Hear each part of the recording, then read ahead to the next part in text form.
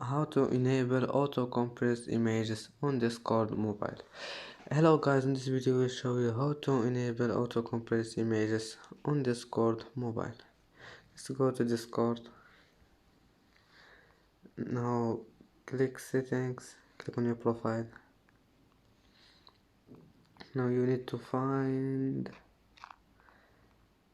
this one, setting, text and image. Now all you need to do is to enable this one. Click here, and if you want to turn it off again, just click here again.